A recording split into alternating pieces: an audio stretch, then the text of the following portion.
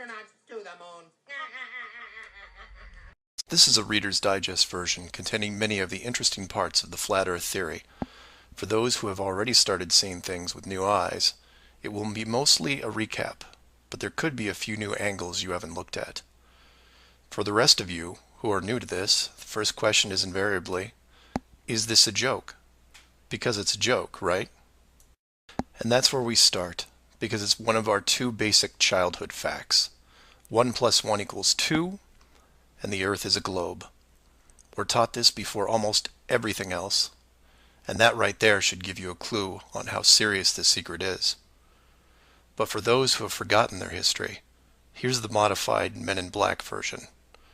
For the first 4,000 years of our civilization, we believed that the Earth was a flattish disk, surrounded by a solid dome barrier called the firmament. All of the 5 major religions had their own version of this, and the churches enforced the belief. Then, around 1514, a man named Copernicus created a new model of the world. He stated that if the Earth was spinning around 1,100 miles an hour and circling the Sun at 60,000 miles an hour, the world was then round. And while the math more or less worked, there was a problem. It was 1500, and the technology to prove such a theory wasn't there. The first balloon to carry people wasn't invented until 1760. Sailboats were the only travel over water, and the fastest thing on land was a horse. But the new worldview was promoted and took hold. The religions adapted to handle the new reality, and life moved on. More importantly, the globe model was quickly introduced into the education systems. Over the next 500 years, the challenges to this model faded, to the point where the globe was accepted as universally as physical laws such as gravity. Read that again if you didn't absorb it.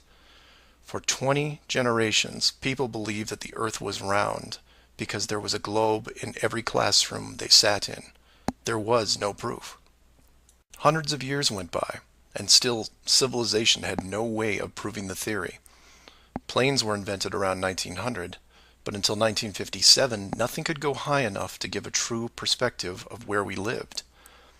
And that's when everything got strange. The United States and Russia both sent up rockets high enough to take decent pictures, and what they saw scared them a great deal. How do we know they were extremely concerned about the sky? Because the US and Russia immediately started firing nuclear weapons straight up, and they kept firing for the next 4 years. A few things to keep in mind here. First, this was now 1958. Nuclear weapons were very expensive and hard to come by. These also weren't those nominal yield 20 kiloton toys we used on Hiroshima. This was high kiloton to low megaton, and we couldn't get them up fast enough. And the strangeness continued in other places. In 1959, only a year into the atmosphere bombardment, 10 nations, including the United States, made Antarctica off-limits to any colonization. A treaty was put in place and to this day remains intact. Over 50 nations now have signed off on this treaty. Do you know any treaty that has lasted that long between all industrialized nations? Moreover, do you know any piece of real estate in the world that is owned by no one? You would think at the very least one of the large oil companies would use their huge financial resources to explore this region, and yet they don't even petition the idea. The short version of the discovery is this. By 1958, the military had discovered the very solid upper and outer edges of our world, and had to create a way to put up "Do Not Enter" signs without looking obvious. It was tricky, but if there is one thing I have learned about the authority, it's that nothing is left to chance. Most of the work had already been done for them, so their job was primarily in the details. The sky part of the dome was much higher than commercial air traffic, so the only thing they had to worry about there was the space program, which is immediately militarized. The outer border had the natural benefit of not only an extensive ocean, but a scaling decrease in temperature and a steady increase in iceberg frequency to discourage ships, all leading to a permanently frozen landmass that could not be used for any form of agriculture. This ocean and ice layout had worked well for thousands of years because the technology of the current civilization didn't evolve quickly. Sailors avoided cold weather seas whenever possible, and oxygen levels get low enough to harm people, even on high mountains. The brilliance of the design comes in the simple fact that human males are corrupted by power. Corruption so total, in fact, that they would rather hide the world itself rather than risk their power on it. You could theorize that kings and popes were told of the world a long time ago. Maybe an ancient scroll or book. Perhaps an interdimensional being told the tale of what the world looked like. But this was all but dismissed because even the most powerful leaders of the day couldn't reach the borders. And if they couldn't, what chance did the general public have? It's one thing to be told of the giant impenetrable dome, but it's a whole different animal when you finally stand right next to it. Then the tough decisions have to be made. Do we keep the secret? And how far are we willing to go to keep the status quo? Once they decided to keep the secret, no expense was spared. The rapid progression of rocketry science had to be addressed quickly, and so the moon missions were created. Matt from the NASA channel was right in his thinking that you needed the moon mission event to stage a picture of the Earth from deep orbit, and that couldn't be more true. Establishing NASA as the frontrunner of space exploration also diverted people who would have otherwise created their own space companies for profit. The best engineers, technicians, and pilots were recruited to the NASA space program. Once there, they were compartmentalized on a need-to-know basis. The astronauts know of the deception and are sworn to secrecy under the penalty of whatever motivates them.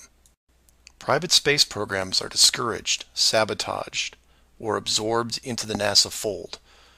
Private sector spacecraft are just not going to be allowed for several reasons. The most obvious is the collision with the dome itself. The telemetry data from such a mission would show an impact failure at a certain altitude, and if repeated, would raise questions NASA just isn't prepared to answer. There are three perpetual questions about our world that can't be eliminated, but avoided at all costs. These are the questions you should ask yourself and others if this protective layer is going to be lifted. I'd like to preface this with a thank you to Max Malone, a conspiracy hardcore who has a knack for boiling down debates to a single paragraph whenever possible. It was he who said, after over 50 years and thousands of hours of space travel footage, both by NASA and other countries, there is no exterior shot where the astronaut completes the simple act of panning the camera 180 degrees, let alone a full 360-degree sweep. This has never happened on any moon mission, exterior space station, nothing, ever. Statistics will tell you that this would have already happened by accident years ago, but it hasn't, and it won't. This is because of the rule they cannot break, the same rule that applies to television set shows that never show the fourth wall. Why? Because there is no fourth wall. Number 2. When you search online for pictures of the Earth from space, 95% of what you will see is a collection of artificial composite shots. In 2000, when I did this search, there was exactly one picture by NASA showing the bottom part of Africa and Antarctica. Now that picture is hidden within hundreds of simulated images. There are HD cameras everywhere, and no one is taking a shot of the Earth, because you can't get enough altitude to do it.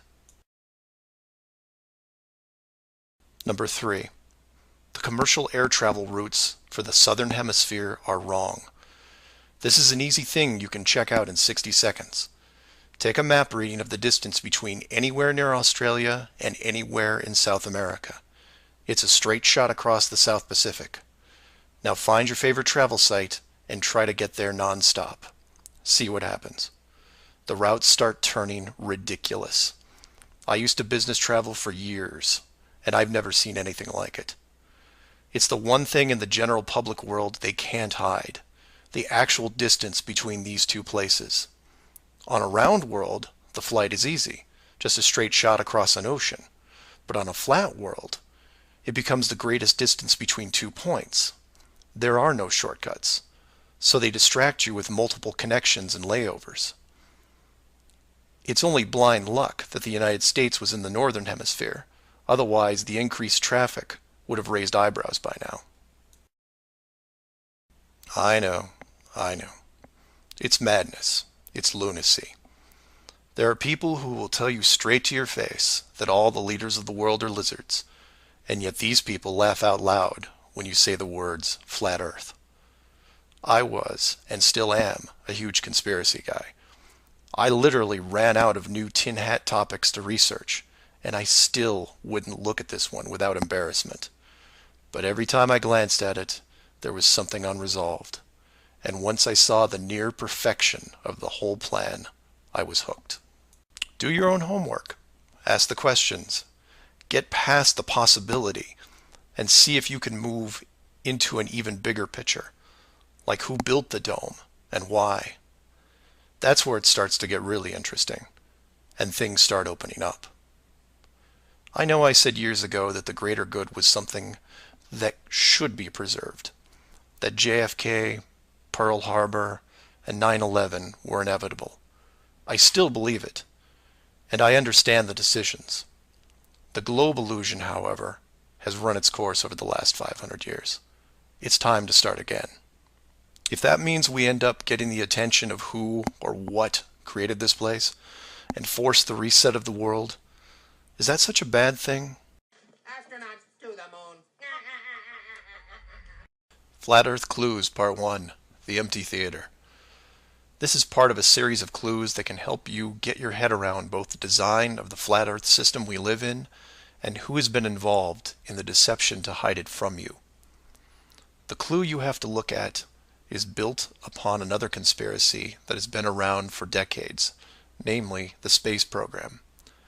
Most of those watching this are aware of the varying theories revolving around NASA, the Apollo program, the Space Shuttle, the International Space Station, and so on. The clue itself isn't based on one of these highly debated topics, but the lack of one, more specifically, motion pictures based on actual events. This, like others in the series, is something you can check out for yourself. Everything you need to reference this is online. To begin, think of all the movies involving space travel that you've seen in your lifetime. You'll start with the obvious: Star Wars, Star Trek, Alien, just to name a few. In fact, if you go through your own personal list, you could probably come up with over 100 different off-world movies without breaking much of a sweat. That part is easy. For the second group, try to come up with space movies that aren't fantasy-based. You'll get a list that has Red Planet, Gravity, Mission to Mars, 2001, things like that. These films will usually take on a not-so-distant future theme and where we could be down the road. And it's still a pretty good-sized list. These first two groups of films are encouraged by the authority because they reinforce the globe model through assumption. The entertainment system demands that the globe view and solar system concept is a given. Therefore, the actual worldview must also be true.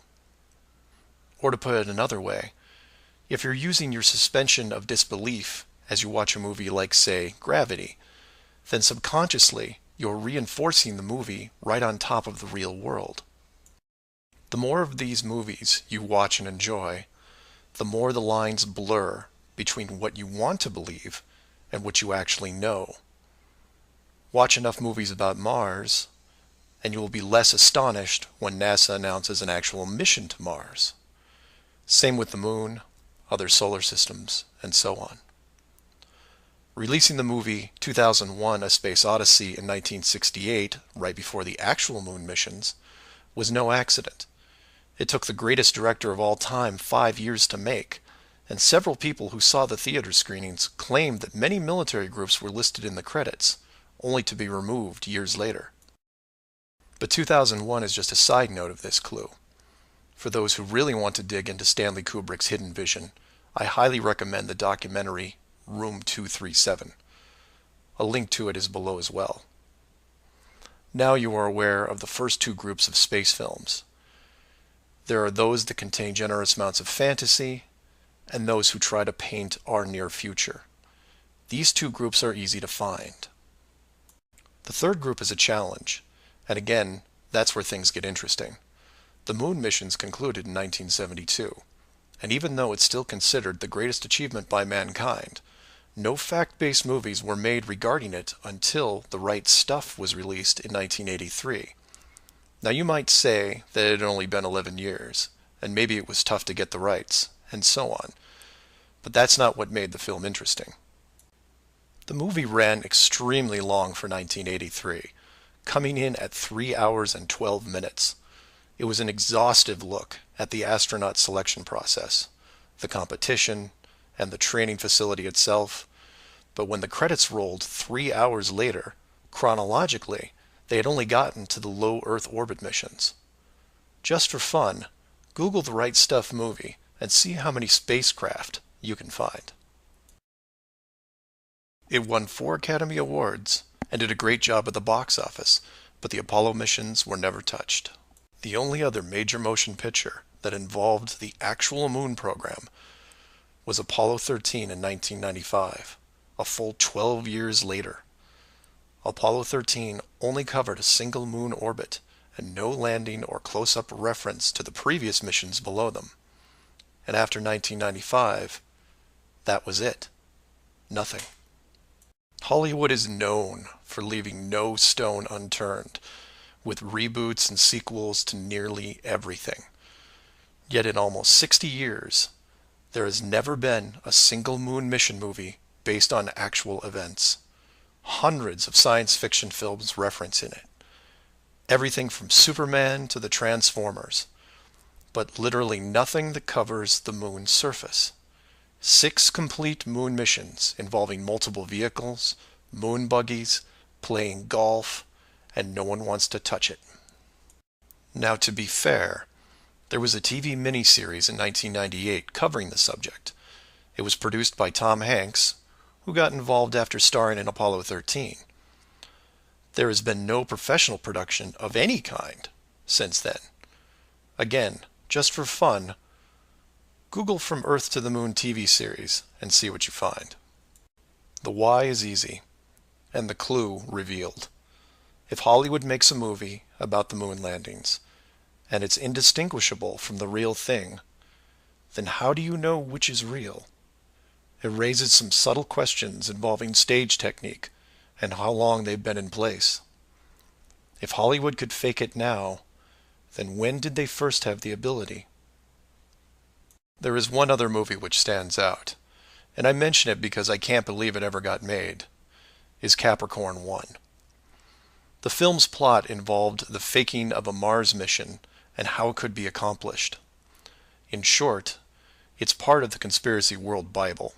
I highly recommend it, and the link is below. To summarize, all space movies are encouraged by the authority, except for the ones that are based on actual accounts. Those are not allowed. The moon program has been buried in entertainment because the moon cannot be reached. It's either outside the barrier or just a highly rendered image, like any planet you see when entering a video game. The world is flat, and this is just one clue. So do some of your own research and ask questions. Astronauts to the moon. Flat Earth Clues, Part 2, The Bird Wall. This is part of a series of clues that can help you get your head around both the design of the flat Earth system we live in and who has been involved in the deception to hide it from you. This clue revolves around one of the most remarkable men you may have never heard of, Richard E. Byrd, and his relationship with Antarctica and the secretive missions he carried out there until his dying day. Some of you have followed the legend of Richard Byrd through the Hollow Earth theory. We aren't going to be covering any Hollow Earth in this video, but instead focus on the man and his involvement with the South Pole. The Reader's Digest version of Richard Byrd is as follows. Born in 1888, he became an American naval officer who specialized in feats of exploration. He was a pioneering American aviator, Medal of Honor winner, polar explorer, aircraft navigator, expedition leader in the worst environments in the world, and the youngest admiral in the history of the Navy. In addition, his list of awards takes up several pages in Wikipedia, including 3 ticker tape parades in his honor. In short, he was Indiana Jones on steroids. Some people will say that Roy Chapman Andrews was the real Indiana Jones. And you might be right. But Richard Byrd beat Indy 6 days a week and twice on Sunday. I mention all his accolades to paint a picture of credibility and trust. The governments of the United States and the world trusted his judgment and leadership, and took advantage of every chance they had to put him in charge of special missions. The first large-scale mission was an expedition to Antarctica in 1928. This was noteworthy because even though he had just flown over the North Pole in 1926, all expeditions from 1928 on were focused on the South.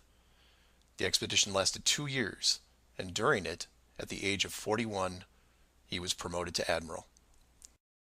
His second Antarctic expedition ran from 1933 to 1935, and his third from 39 to 40. While in Antarctica, he was also an advisor for other countries who had their own expeditions, including England, France, Germany, and building off previous countries' expeditions from Belgium, Japan, and Sweden. He then helped lead U.S. Navy fleet operations in World War II, was present during the Japanese surrender in 1945, but then something strange happened. He went back to Antarctica. Now, some of you aren't surprised because he'd been there since 1928, and I agree with you. It's the how that's interesting here. His fourth trip to Antarctica wasn't an expedition. It was a military operation called Operation High Jump. Commanding an entire aircraft carrier group that included 13 support ships, Admiral Byrd led 4,700 men to the South Pole, for reasons that are still shrouded to this day. Some say they were chasing the remaining Nazi fleet, even though Germany had surrendered a full year earlier. Others say there was a Nazi base established in Antarctica during the war, when Admiral Byrd was absent. None of these theories are important for this video. What we do know is that the U.S. had sent an excessively large military force to the ice, all under the guise of peaceful intentions. During this operation, Admiral Byrd told a Chile newspaper this: "The most important result of his observations and discoveries is the potential effect that they have in relation to the security of the United States.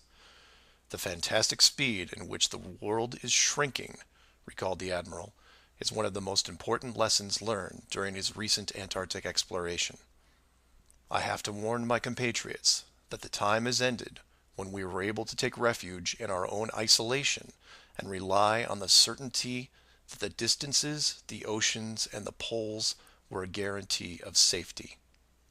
After the operation, Admiral Byrd toured the States and gave interviews, the most interesting of which is a national television show in 1954 called The Longines Chronoscope. A horrible name, but a decent show. I've added a segment of it at the end of this video and linked it in the description. During this television interview, he first spoke of an area beyond the South Pole as large as the United States, which no one had set foot on yet. He then went on to say that there would probably be expeditions year after year because the U.S. government had really become interested. The interviewers then probed as to why the interest in the South, when any perceived military threat from Russia, keep in mind this was 1954, would be from the North. He went on to say that it was the most valuable and important place in the world for science. It involved the future of the nation, an untouched reservoir of untapped resources, including coal, oil, minerals, and uranium. He added that at the time of the interview, there were 7 nations currently engaged in Antarctica, including Russia, Australia, Argentina, Chile, and New Zealand. During the interview, the Admiral talked about planning the next military mission to Antarctica. It was called Operation Deep Freeze and ran from 1955 to 1956. The mission was completed, and he supposedly returned home. Now this is where you come in and say, so what? And normally I'd agree with you, except for what happened next. Nothing happened next. The missions just suddenly stopped, and that was it. No other expeditions, military or otherwise, were conducted on the continent, ever. Then a treaty was put in place banning any country from doing basically anything. The end. And if you're wondering what you're missing, it's this. Admiral Byrd goes on television, says that this massive body of land, most of which sits on a plateau 2 miles high, is rich with every resource you could ever want, energy rich, pristine, with no indigenous population or plant life, and every country that has sent teams is ready to carve it up like a big turkey. Not to mention, there's an expanse of land larger than the United States they haven't even looked at yet. And out of the blue, everyone just calls the whole thing off? There are no environmentalists in 1959. This is land of diner food and 20-cent gas. I'm calling total BS on this one. The dollar value of the initial resources find would have fueled armies of greedy companies. So what happened? They found the edge, that's what. And the last thing they were going to do was let unsupervised companies near it, regardless of the money. Even if it was hundreds of miles away, you couldn't allow resource corporations even into a safe area, and then years down the road as they expanded, tell them, oh, sorry, you can't go beyond this point. When the companies would ask why, what would you tell them? And now the interior of Antarctica is off limits, with no revisions until the year 2041. You can take tours of the outer islands, but there is a hidden line, enforced by the military, that you will not be able to cross. Because the interior is actually the exterior edge. It's there, it's hidden, and it's protected. The Earth you live on is flat. So do some of your own research and ask questions. Please feel free to email me at msargent23@comcast.net or 303-494-6631. Our very distinguished guest for this evening is Admiral Richard E. Byrd. The North Pole used to be a no man's land, but these are the days when, by buying a ticket on a commercial airliner, you can fly across the North Pole and drink a cocktail at the same time. Yet only 30 or more years ago, about 35 years ago, our guest tonight found out whether there was any land north of the North American continent. He made that first discovery flight, and I must say that Admiral Byrd, our guest tonight, is not only our greatest living explorer, but he's been an inspiration to countless Americans. Admiral Byrd, you've been to both the North Pole and the South Pole. Is there any unexplored land left on this Earth that might appeal to adventurous young Americans? Yes, there is. And not up around the North Pole, because it's getting crowded up there now, because they find out it's really usable, not only to live in, but militarily.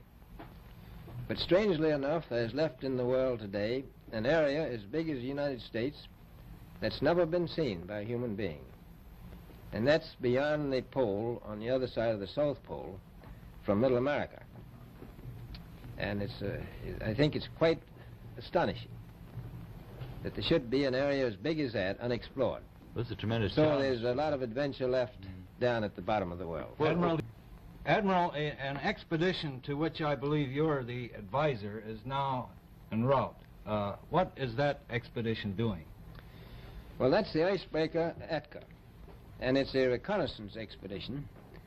It's going down to the South Pole area to make certain observations and to look for some bases. They will be back in April, and they will report back, and upon the information we get from that undertaking, we will base the bigger expedition that's to follow. Is that very definitely planned, or is that... That is being planned right now. So I'm willing to say to you that there will be a number of expeditions that will follow, I think, year after year, at the bottom of the world, because the government has really become interested. Well, Admiral Byrd, I can understand, I think everybody can, the interest in the North Pole because it's so near our greatest challenger, Soviet Russia. But why this interest in the bottom of the world? Nobody living down there, is there? No, it's pretty cold. There's only one permanent resident, that's the emperor penguin. The little ones live further north. I tell you one reason they're interested. It's by far the most valuable, important place left in the world for science. That's why the scientific groups all over the nation are really interested. But more important than that, it has to do with the future of the nation, those to come after us, or even during your lifetime, because it happens to be an untouched reservoir of natural resources. And, you know, as the world shrinks with an ever-increasing acceleration, far-flung places, once useless, like we thought the North Pole was, and no man's land, become very useful. The bottom of the world will be important, not only to us, but to our allies. I was going to ask you, does it have military importance? It has some, and as the world shrinks, it will continue to shrink with an ever-increasing acceleration, thus bringing these places closer. And in the future, I can see a time when it will be very, very important strategically. Well, has the development of air power increased the strategic importance of places like the very much Parma Peninsula, was it? Very much so. Even now, if anything happened and we lost the Panama Canal, we would have to control the islands just north of Antarctica, which are part of Antarctica. Then between there and Cape... Admiral, you speak of the resources of Antarctica. What are they? What are the natural resources there? Well, we've found enough of coal within 180 miles of the South Pole in a great ridge of mountains. It's not covered with snow, enough to supply the whole world for quite a while. Well, that's the coal. Now, there's evidence of many other minerals. We are pretty sure there's oil. Now, that coal shows the bottom of the world. Now, by far the coldest spot in the world. Where that coal is gets 100 below zero in the winter. Well, it was once tropical. So we think there's oil there, and there's evidence, probably uranium there. is it any secret, is there uranium there? That would be the only thing that would be practical to actually go after, I suppose. Everything else would be economically unfeasible, wouldn't it? Well, as we recklessly expend our resources, the time will come when we'll have to go after that stuff down there. Well, you know, I avoided what you said about uranium. I'm not sure about that. I don't want to have the world fight over the Antarctic. And Robert, is there a competition among other nations to try to get information about Antarctica and possibly to secure some of these resources? Well, yes. There are now 7 nations very much interested. Russia is interested tremendously. That I'm sure of. Australia has an expedition down there. The Argentine, the Chile, New Zealand, Britain, and so on. Now, you can understand those people down there being interested because they live down there, the New Zealanders, the Argentinians, the Chileans, and the Australians. And so we don't do much about claiming anything. Admiral, you make this sound a little crowded. Are there that many expeditions now there or en route there? Well, you know, as I said, it's the most peaceful place in the world, but I don't think it will be for long because of this intense interest on the part of other nations and this nation. Astronauts to the moon. Flat Earth Clues, Part 3, The Map Makers. This is part of a series of clues that can help you get your head around both the design of the flat Earth system we live in and who has been involved in the deception to hide it from you. This clue looks into the USGS, otherwise known as the map makers of the world, and a few surprising things that they and others have in common with the flat Earth idea. All the reference links are provided in the description below, and I encourage you to check them out. For those of you outside of the United States, USGS stands for United States Geological Survey, a scientific branch of the U.S. government. Formed in 1879, and with the help of the ever-expanding American Empire, they quickly became the premier map makers of the known world. Currently, they have around 9,000 employees and an annual budget of over $1 billion a year. They also have extensive science departments covering biology, geography, geology, hydrology, and many programs tied to them. Their motto since the 1990s has been "Science for a Changing World," and I'm going to show you how true that really is. What does this large, really boring government group have to do with the flat Earth? To understand that, you have to look into their origins, which is in geography. To do this, you'll need to open another page that specializes in maps. The maps you see in this video are from Wikipedia, but there are others you can reference as well. The wiki list of map projections isn't much to look at as a whole, although there are a number of interesting takes on the world view. Not only do they have just about every perspective when it comes to the land we live on, but some detailed information on where the map originated, including name type, the origin or creator, and the year the map perspective was proposed. Now, some of these will be very familiar, especially the ones that you would see on your classroom wall. There are a number of variations here, but the one that has been debated on recently would be this one, the Gauls-Peters, which accurately shows the size difference between the continents, the most obvious clue being that the white continent of Greenland is actually tiny compared to Africa. But I digress. If you keep going down through all the different shapes, you'll get into circular maps, but only one of these is a top-down perspective that shows the continents in the center, surrounded by an unbroken ring of ice. In Wiki, it's called the azimuthal equidistant, and just to make it easier, I'm going to abbreviate and call it AE for short. Why is this map so interesting? Well, if you're looking at the Wiki page, you'll spot a few reasons. The first is that in the notes section of the map, and I quote, "Used by the USGS in the National Atlas of the United States." It also mentions that it is used as the emblem of the United Nations. Of all the maps on this screen, it is the only one that references a group of any kind. And if you keep this page open and navigate over to the Flat Earth section of Wiki, you'll notice towards the bottom of the page a similar map. I've referenced it here, and you can tell quite easily it's identical, but not referenced or linked as the AE model. To make things even more strange, we go back to the USGS model, and you see that it was first proposed 1,000 years ago, and you may think, well, that's a bad link. So you compare it with the person who proposed it, and you get this guy, Al-Biruni. Who was Al-Biruni? Well, he lived around 1,000 years ago and was considered one of the greatest scholars of his era, schooled in multiple sciences. Have you ever heard of him? I hadn't. Maybe it's multiple bad references in Wiki. Well, no, because NASA knows who he is and named this moon crater after him. So why is the USGS using a version of the world map designed by a 1,000-year-old Persian scientist? Because it's correct. That's why. So to be clear, let's compare them again.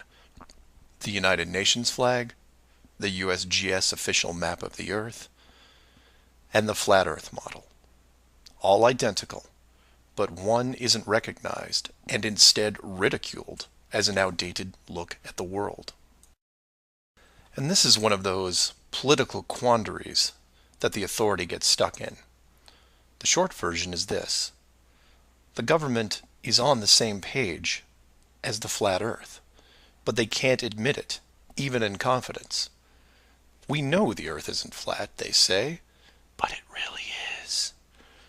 We know you use the same map as we do, but ours is just an image.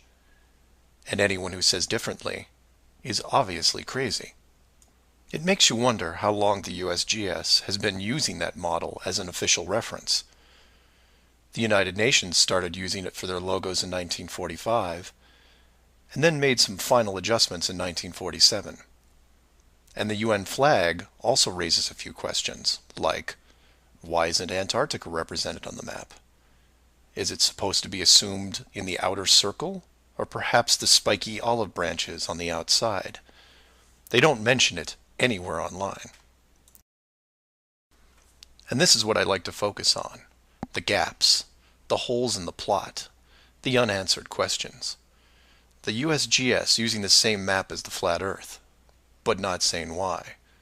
not recognizing it, or that you can't link the very same image from the Flat Earth Wiki back to the actual AE definition of the projection.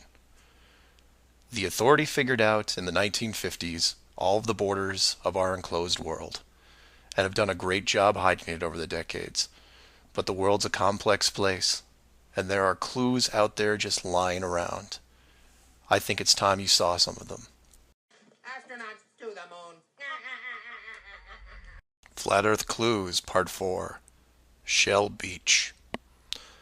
This is part of a series of clues that can help you get your head around both the design of the flat Earth system we live in and who has been involved in the deception to hide it from you. This clue covers the near-perfect design of the flat Earth model and will break down some of the logic behind the decisions made. It sounds like a big task, and it is, but to start, let's look at something small, like this little guy. Take an ordinary mouse and put it into a glass cage. It doesn't have to be a mouse. It could be a snake, a lizard, an insect. It makes little difference for this exercise. People identify with mice because they're used to seeing them in lab experiments. Mice also don't have any sinister connotations. They're seen as relatively innocent and benign, the perfect test subject, as it were. I have yet to meet anyone who has a bias against the lab mouse. So the mouse goes into the box for the first time, and the reaction is always the same. It explores its surroundings, and more importantly, tests the barrier around it, probing for exits or potential exits. The mouse inspects every inch of its new glass home, and at some point settles into the acceptance that the walls are indeed solid, and that it may be there for a while. Every so often, it will repeat the process, again checking the boundaries of the cage, just in case something has changed. What it doesn't do is act like it would in the wild, because it realizes that it's in a form of captivity. The glass box doesn't even remotely resemble its natural environment. You could put this box in the middle of a forest and the mouse may feel slightly better about its situation, but it still knows that it's been trapped against its will, and will settle into a non-native lifestyle. You could take all the other small animals that could be substituted for a mouse, the snake, the lizard, the insect. It makes no difference. The result will invariably be the same. Repeated probing for escape routes, then acceptance. Take the same animal and now put it into the middle of a 100-mile square wildlife preserve, surrounded on all sides by a similar type of glass enclosure. The creature doesn't even bother to rush the size of the preserve and start testing the boundaries, mostly because it's out of visual range. It could be days or even weeks before it even encounters a single fence. The animal's routine is spent doing what it normally would do. It eats, it sleeps, it breeds. It does everything that it would naturally do in the wild. If one day the animal approaches the fence, there might be some curiosity, but any anxiety is quickly resolved by just turning around and heading back into the vast expanse from which it came. The fence does not pose a potential problem for the animals in the preserve because it is so small compared to the expanse they live in, and dwelling on it doesn't hold any interest.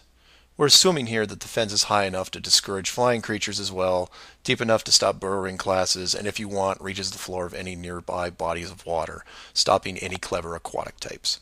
The point here is that all creatures great and small inside a giant wildlife preserve, when encountering the fence, wouldn't care. They would all, in their own way, just shrug and move on with their lives. However, if you take a human, male or female, regardless of education or nurturing, and put them in the exact same wildlife sanctuary, the response would be quite different. When the human approaches the glass fence, they don't see it as a minor distraction. They pause, they wonder, and more importantly, they ask questions, either internally or amongst others. Why is the fence here? How far does it reach? Can I dig underneath, or climb over, or go around it? These questions continue in a way you might imagine, but eventually a bigger question jumps to the top of the list. Who built the fence? It is that which changes not only the type of questions being asked, but how the human being, or beings, look at their world. The giant wildlife preserve suddenly gets smaller.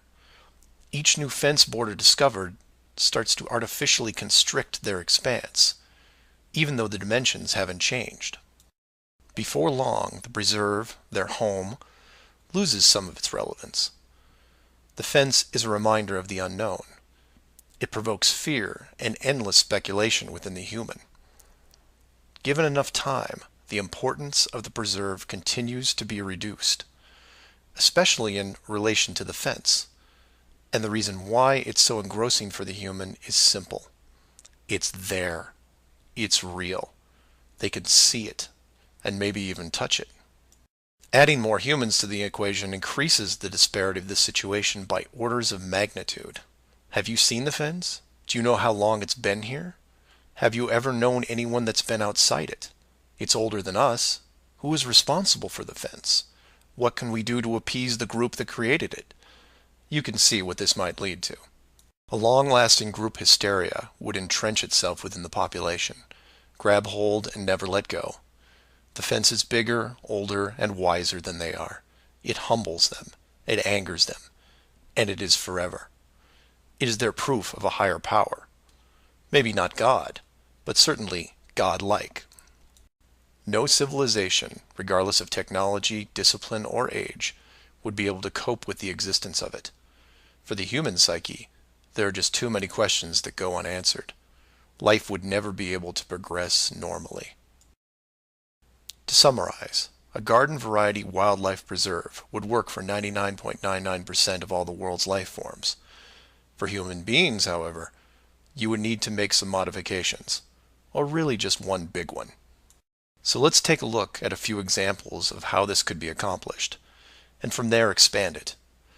The first failed example can be seen in the 1998 movie Dark City.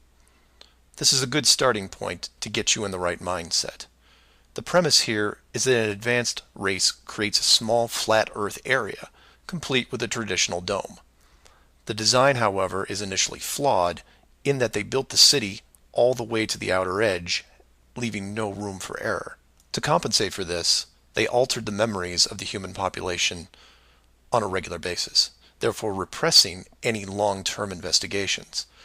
However, in movies, there are always anomalies, like the police officer who realizes that even though he remembers visiting a place called Shell Beach, there is no way to reach it, because Shell Beach is outside of the flat world and never existed. He just keeps going around the circular city that has no exits. In the end, another man, the hero of the movie, makes it to the edge, steals the advanced race's power, and creates an ocean, which really should have been there in the first place.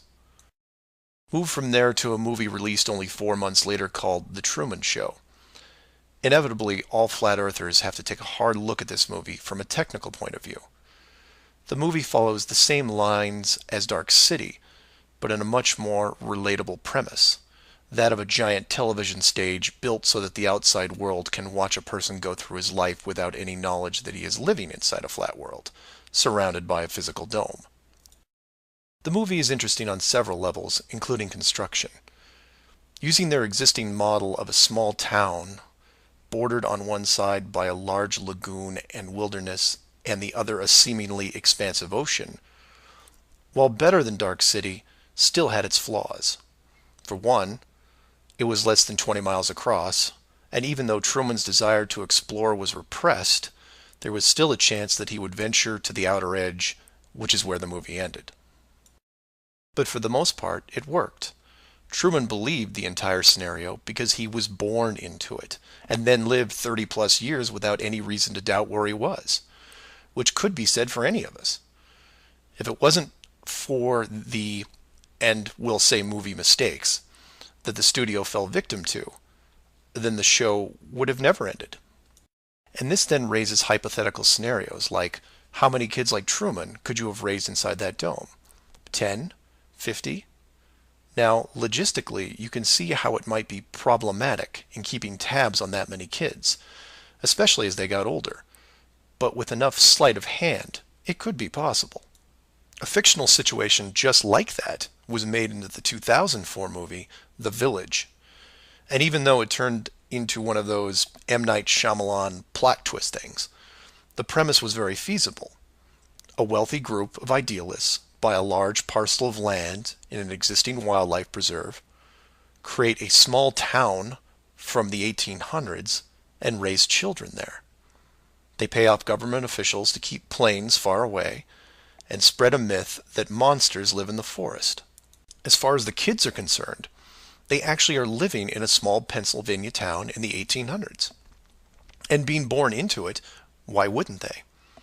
If the story continued, eventually the elders that founded the town would all pass away, leaving the children to pass on the legacy, free from any burden of guilt that their world was not what it appeared to be. And keep in mind, this was done with very little land manipulation and no dome. This then circles back to how many actors the fictional Truman Show really needed to hire. Other than the leads who did product placement, the rest of the town could actually just live their lives like anyone else. Use phone lines to call outside, go to restaurants, watch television at home, and so on. But again, I digress. Assuming the technology was possible, how many people like Truman could you keep in a dome the size of, say, a state that was hundreds of miles across? Probably thousands. If you kept expanding the size of the dome to a few thousand miles, well, then you're talking millions. But when it gets that big, something interesting happens. You don't need the actors anymore.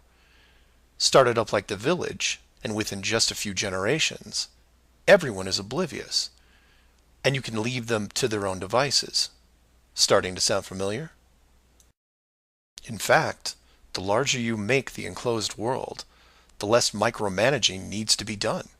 It gets easier as it scales up. This brings us back to the missing modification you need for the human race. To keep the storylines consistent and remove all the hocus pocus of monsters in the woods or that you can't get to Shell Beach, you place in gradual negative reinforcement, one that creates an illusion of choice.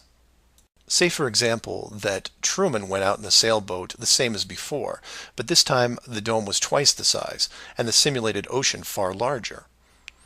How far would he travel before getting hungry, thirsty, or tired? The movie ending is then in doubt. And if you compare this scenario where you are now, then you start to see it. Look at the flat Earth map again. Continents grouped in the center, surrounded in all directions by hundreds of miles of salt water. Think about how much further ancient ships would have traveled if you could drink what you were sailing on. As you move closer to the edge, the temperature starts taking a nosedive. Then you start seeing icebergs. If that doesn't stop you, then you run into what we call Antarctica, which is a steep climb 2 miles up with no plant life or indigenous livestock animals. And if you had the wherewithal to make it that far, you would still have hundreds of miles of endless ice and snow. It's easy to see why so few people have gone the distance. Compare this to the upper ceiling, which is much easier to maintain. You simply decrease the oxygen rates so that every 1,000 feet up it gets more difficult to breathe. This slows down exploration over mountain ranges and discourages limited control flight, such as balloons. Also keep in mind that the dome itself doesn't have to be that high in relation to the outer ring. With commercial aircraft capping out at 10 miles and rockets less than 400, the dome would actually look more like a stadium roof, depending on how you wanted to display things like the sun, moon, and stars. An enclosed world with these type of safeguards would be able to sustain an unknowing population for, say, what, 4,500 years? Then you could artificially introduce a globe model into the scientific community before the civilization technology reaches a point that could lead to discovery. And 500 years later, here we are. A civilization inside an amazing structure, doing what we would naturally do, while the authority stands by the gate and fears the consequences if we ever found out for ourselves. So do some of your own research and ask questions. Astronauts to the moon. Flat Earth Clues, Part 5, The Status Quo. This is part of a series of clues that can help you get your head around both the design of the flat Earth system we live in and who has been involved in the deception to hide it from you. This clue covers the inevitable and sometimes frustrating question of why the authority would go to all the trouble of hiding the flat Earth. My hope here is to show you different angles and a progression of events, all of which lead to a very changed world, both physically and mentally. To open, we have to go way back to when the world was a much more simple place. You had your 5 major religions, including Buddhism, Hinduism, Judaism, Islam, and Christianity. Each of these groups had their own version of what is known in Genesis as the firmament, or the flat circular world enclosed by a solid dome-like barrier from where the creator, or creators, looked on. I'm not going to explore all the subtle differences between the groups. Suffice it to say that it's interesting that despite their differences that led to acts of horrible violence between them, there was no real Earth model debate. So around 500 years ago, the science community, led by Copernicus, who probably had a little help, introduced what we now know as the heliocentric, or globe model of the world, which in turn changed the solar system, galaxy, and so on. The religions, seeing that this globe model was gaining popularity, feared a loss in the fan base, so they all adapted their religion to include the globe model. From their point of view, it was a small change from a circular to a globe world, and really, in a few generations, who would remember anyway? So the churches, mosques, temples wrapped up their flat earth model in a metaphoric soft cloth and put it in the drawer with the good silver for safekeeping. Remember this, because we'll come back to it later. And hundreds of years went by, with science promoting all the aspects of the globe, and the religions promoting their beliefs upon this globe. The world kept spinning, so to speak, and everyone was happy. Then in the early part of the 1900s, you get this pesky explorer named Richard Byrd. He has family money, all the right connections, and secures basically unlimited funding and the government green light to probe every piece of unseen territory there is. It was inevitable, I guess. A young man who has an unquenchable desire to see all that there is to see, and then granting him the tools needed to accomplish this goal. He pulls a Truman and gets lucky, crossing the vast salt ocean, avoiding the icebergs, arriving at the frozen coastline, and he keeps going. He was never going to stop. One day, after crossing hundreds of miles of high-altitude ice and snow, Admiral Byrd sees it, a barrier. And to him, it's just a barrier, not the barrier. He is but a tiny speck in front of it. It stretches out on both sides as far as he can see, and straight up so far that he can't discover the beginning of the arc. The great explorer now has a new challenge, finding the shape of this thing. It's much like a blind man describing the elephant. Until you feel out the whole thing, what do you really know? If you look at the AE, or Flat Earth Overhead Map, you see the problem. To even determine the scope of the outer wall, you have to circle it. It would have taken months, if not years.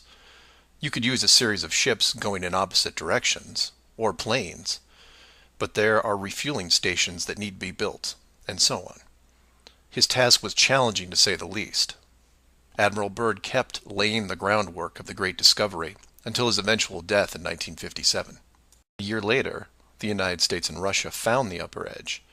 From there, the math was easy, and moreover, you could actually see the real world. Then, of course, there is the decision, or deception, depending on how you looked at it.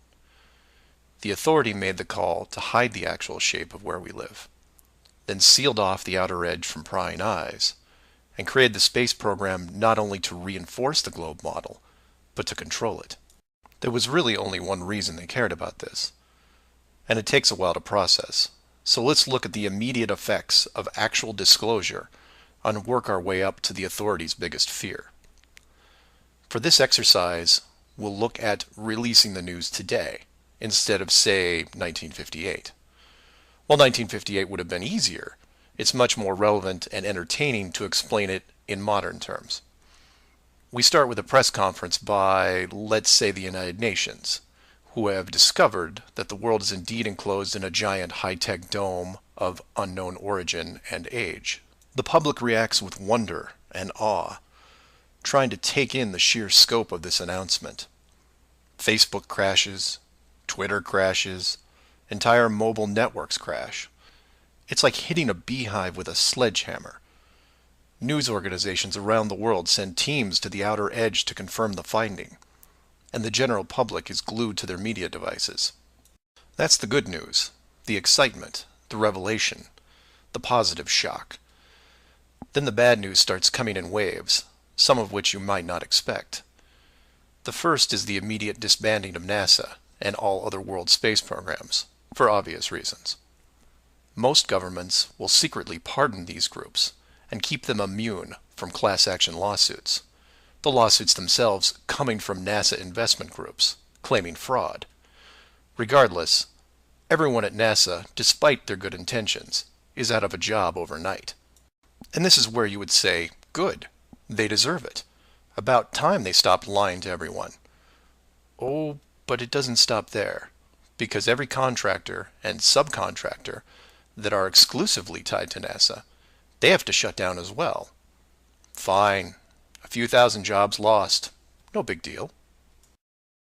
And the ripples continue to spread, some bigger than others. Observatories all over the world closed their doors, and the reasoning is this. If you've been looking at the ceiling for decades and couldn't tell it was a ceiling, then what good are you? Every university in the world that has an astronomy or astrophysics program, well, they don't anymore. Stephen Hawking, his book writing days are over. Carl Sagan, no more Nova in syndication, I guarantee it. Those professors are going to have to retool their skills and be prepared to answer one giant question. How did you not see it? Weren't there clues? People start finger pointing, and it will continue for years. And still my fellow flat earthers will say, well, hell, that doesn't sound too bad. So some nerds around the world lose their jobs. So what? You don't get off that easy, is what. The finger pointing at the now defunct NASA will then turn to finger pointing at the government, who directed the whole thing. This is where we run into some dangerous ground, involving things like the Ark of the Covenant, the Holy Grail, and the Ring of Power. And you say, you lost me. I was with you until you started bringing up religious artifacts or movies. And you're supposed to be lost. Of the 5 major religions we mentioned earlier, those being Buddhism, Hinduism, Judaism, Islam, and Christianity, none have been able to produce a supernatural object over the last 5,000 years. And trust me, it would be beneficial to do so. The Ark of the Covenant would benefit Judaism, the Holy Grail Christianity, and the Ring of Power, well, that benefits someone else. Maybe I'll leave alone for now. The point is that all religions are actively seeking their leverage against science. You've heard of the division between church and state. Well, here it is. Advantage church. The barrier becomes a giant religious symbol, and since it is backed by the Big Five, it also becomes universal. The Big Five then go into their drawer with the good silver and pull out this belief that was forgotten but not lost, and say, we knew it all along, and science lied to us. Temporarily, all religions unite against science, who has been only moderately weakened by the removal of their astronomy and astrophysics divisions. But the public won't care, because they will listen to the group shouting the loudest, and no one yells louder than the church. They will scream with righteous fury that the dome was built by our God, your God, and the people will turn to science and hear nothing but crickets. And that's where the world changes, because in times of great stress, the public will want words, and while religion has no shortage of them, science simply is incapable of taking leaps of faith. I'll take a glass half full approach and say that anyone listening to this is probably an intelligent, rational person, one who can make informed decisions outside of the conventional doctrine. But for every one of you, there are hundreds, if not thousands, of mouth-breathing troglodytes who will not walk but run to the respective house of religion and say, "You were right about this. What else can you teach me?" This is what fills the current authority with pause. The unknown response to that question. Will religion take the high road and work with what remains of science to discover the truth? It's possible, I suppose. It's also possible that religion will combine this technologically advanced society with a revitalized and aggressive doctrine that then transforms daily life into something that makes the book 1984 seem like a Saturday morning cartoon show. I'm hoping that mankind will prove me wrong, but so far, that isn't the case. Astronauts to the moon. Flat Earth Clues Part 6. Depth Perception. This is part of a series of clues that can help you get your head around both the design of the flat Earth system we live in and who has been involved in the deception to hide it from you. This clue looks into the inevitable design question below the surface, or more specifically, how thick the flat Earth design would need to be. To start, let's quickly recap the design features so far. A basic dome structure made up of advanced high-density material, thousands of miles wide, and at least 100 miles in height. The ceiling of said structure being projected upon by an ultra-high-definition system using super LED technology and a combination of 2D and 3D imaging to simulate all celestial bodies, including sun, moon, stars, and so on. This ceiling is then protected by a scaling decrease in temperature and oxygen levels to the point where human life isn't naturally sustainable above 4 miles. The lower surface of the dome structure consists of an organic layout of continents, grouped at the center, ensuring that no land bridge exists to the outer ring. This is then surrounded by hundreds of miles of salt water in order to limit sea travel. The salt oceans are then adjusted with a scaling decrease in temperature as the outer area is approached, to the point where salt water freezes, forming icebergs, further reducing sea travel. The outer ring is then elevated to a height of 10,000 feet, reducing oxygen levels, and a buffer zone of 300 miles is created. This zone is devoid of all life forms that could be used as food, further discouraging land travel. That all sounds pretty good, but we left out one thing: depth. Keeping human beings away from the ceiling is easy, because it requires higher technology. Protecting the outer ring is a little more difficult, but can be accomplished with layers of negative reinforcement. Protecting the actual common ground is a different challenge, because digging is basic. Everyone knows how to use a shovel, and most construction requires a generous amount of digging. In addition, natural resources such as coal, oil, minerals are harvested through large-scale digging operations. So it's safe to say that any human population is going to be digging a lot of holes, because it's easy and it's necessary to continue their way of life. That being said, how thick would you need to make the flat Earth model so that people didn't accidentally dig their way through? You could use the same method as the outside barrier and create a series of undesirable layers, ending in a solid barrier. But the ever-expanding increases in general population would create an unnecessary risk. If the bottom of the flat Earth was composed of, say, an unbreakable material, this would pique the digger's curiosity, and if repeated all over the world, would raise suspicions of design. While a solid barrier works at the end of a frozen wasteland where no one is venturing, or allowed, it doesn't do much if it's found in a mining quarry or someone's backyard. For that, you need something that hasn't been used up to this point: a scaling increase in temperature, all the way to an ignition flashpoint and then beyond. Now you will jump in and say, well, of course, we all know that there is molten rock below the surface. We see it in volcanoes and, well, volcanoes. Yes, you do. And we've all seen the cross-section diagram of the globe Earth, which shows ever brighter bands of molten structure and so on, which is why I included the wiki link in the description that covers the official view of the Earth's structure. And I quote, Scientific understanding of the internal structure of the Earth is based on observations of rock in outcrop, samples brought to the surface from greater depths by volcanoes, analysis of seismic waves, measurements of gravitational and magnetic fields, and experiments with crystals at pressure and temperatures characteristic of the Earth's deep interior. In short, they have no clue on what's below them. None. In fact, the deepest holes ever drilled, which I've also linked in the description, only go down 8 miles. To repeat, no one has gone below 8 miles anywhere. And every drilling survey is the same, a scaling increase in temperature to the point where drill bits stop working. And you come back and say, but volcanoes. Yes, there are volcanoes, holes in the earth where molten rock is produced, under pressure, I might add. Certainly that can't be artificially created. No?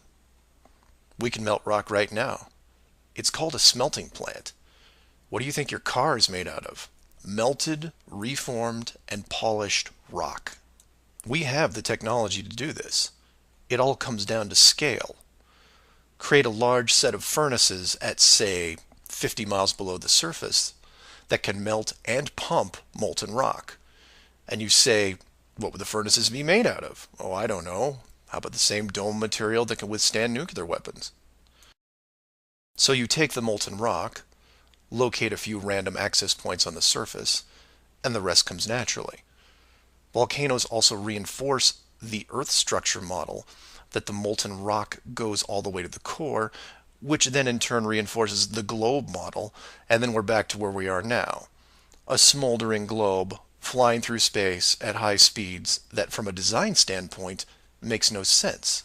So how thick would the flat Earth model floor need to be? Oh, for common use, say less than 100 miles, similar to the ceiling in scale. Large heat generators placed in a pattern, a thin layer of molten rock 10 to 20 miles down, which is really just a geologic pipe system to help with the generation of terrain. And there you have it. An efficient way of discouraging all those digging humans from reaching too far, combining a physical barrier with a mental one. 8 miles down and you're going to tell me what the entire core looks like? Give me a break. Astronauts to the moon. Flat Earth Clues, Part 7, The Long Haul. This is part of a series of clues that can help you get your head around both the design of the flat Earth system we live in and who has been involved in the deception to hide it from you. This clue looks into a topic I only glanced at in the original guide, which is the southern hemisphere, or in the flat Earth model, the land masses closest to the outer ring. I like to give credit where credit is due, and the long haul title was given to me by a fellow flat earther who did some of the same research I did. The summary of the video is this. If you are looking to show someone how to view the flat Earth from a practical point of view, this is the example I would use. I'm going to show you how strange the world looks using just a few websites, some simple math, a couple minutes, and your brain. You don't have to write anything down, unless you want to, of course. I'll give you everything you need on screen and break down one of the examples as well. I'll also link the sites in the description for reference. First, here are some websites that help you calculate distance. The GPS on your phone already does this, and you may have an app as well, but here are some dedicated examples. Timeanddate.com, Tripit.com, DistanceFrom2.net, WorldAtlas.com, FreeMapTools.com, and TravelMath.com. If your favorite isn't listed here, like Google Maps, then use whatever is most familiar to you. Now we are going to look at two specific groups of cities. The first group is going to be from the area around Australia, including New Zealand. We'll call this Group 1. Group 1 includes Melbourne, Australia, Sydney, Australia, Perth, Australia, Auckland, New Zealand, Christchurch, New Zealand, and Hamilton, New Zealand. The second group is going to be some cities in South America, all in the southern hemisphere. I mention this because if you go high enough, you will run into a few cities that won't work. Group 2 includes Rio de Janeiro, Brazil, Sao Paulo, Brazil, Brasilia, Brazil, Buenos Aires, Argentina, Lima, Peru, and Santiago, Chile. Again, there is a link in the description with many other airports. Now, these two groups are interchangeable, as you would imagine, so you can start or end with either group 1 or 2. The results will be the same, and just to make it interesting, I'll use a slightly different example which a fellow flat earther did the legwork on and show you that even these two groups aren't exclusive. So you take anything from group 1 and anything from group 2 and you get some distances ranging from 6 to 8,000 miles roughly. That's all I want you to do here is get that part in your head, noticing that the route is bent because they have to account for the curvature of the Earth. All these directions are what you would expect, a straight shot over the South Pacific Ocean. Now, just to prove it's not an exclusive route, instead of starting in, say, Rio and landing in Auckland, I'll start what should be the opposite side, in Cape Town, South Africa, which is roughly the same distance on a globe Earth coming in at 7,300 miles.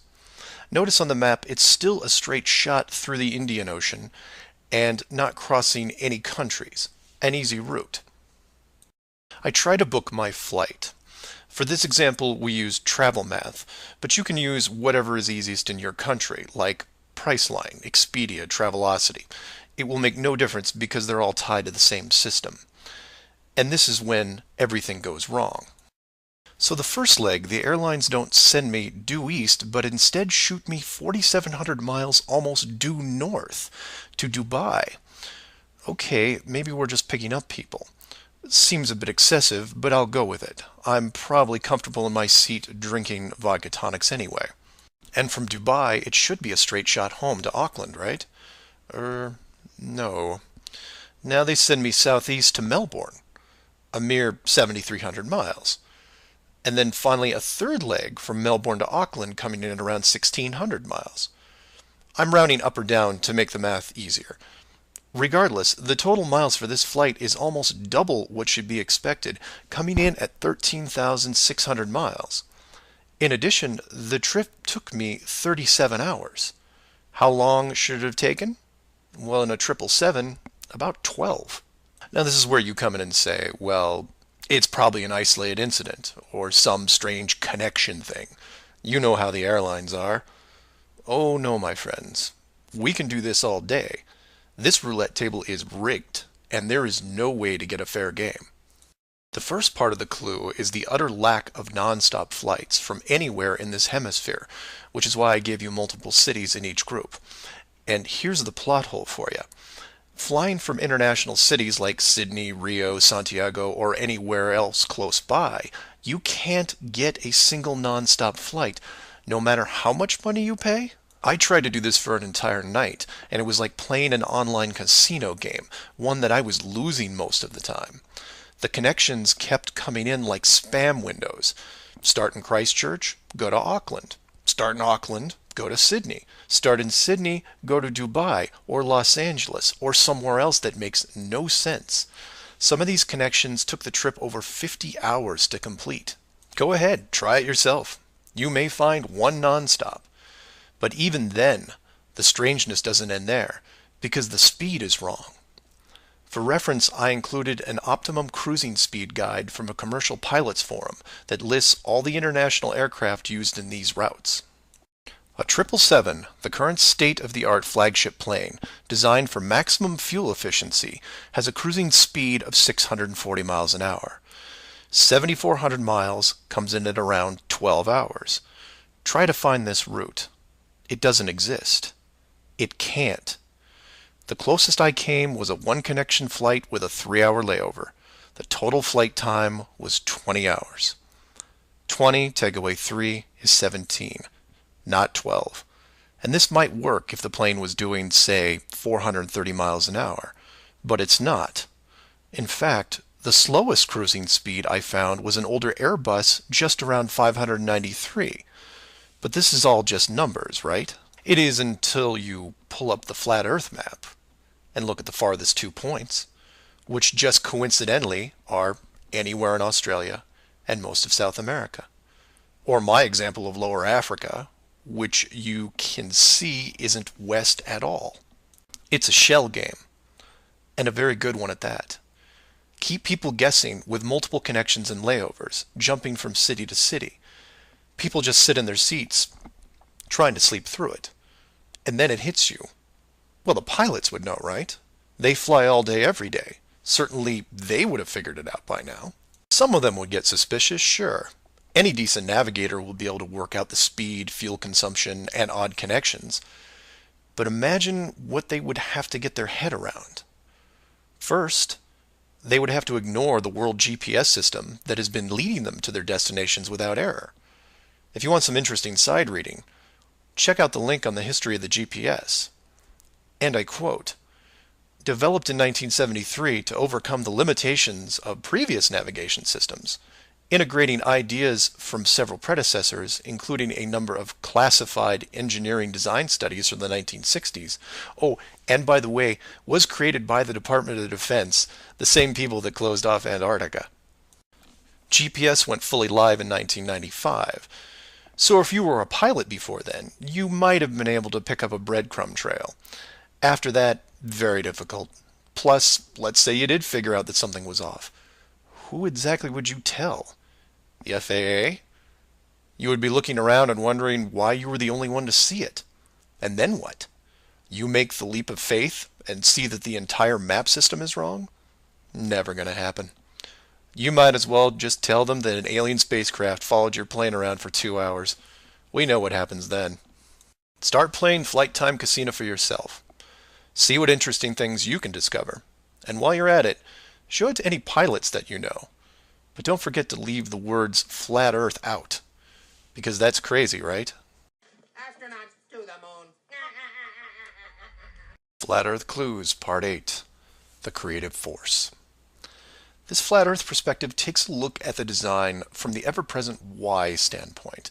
And although it will review some of the dome technical features already discussed, I'll try to do it from a different angle, or more specifically, why I might build it. Someone mentioned to me recently that while the dome was a very big concept, it made the world much smaller. Kind of like what Admiral Byrd expressed in an interview all those years ago. This someone also said that it made them sad, which I understood. And while I did what I could to comfort this person, I realized that I could have done more. So this video is for the people who look upon this world with their new eyes and start drifting into a state of melancholy. To preface, this isn't jail, nor are you lab rats. And before I'm done, I hope to show you a version of why. To start, let's look at an old story, one that you may have heard involving another enclosed world, kind of like yours. I say kind of like yours because the finished design that you are sitting in right now took several revisions in just about every aspect, much like any project.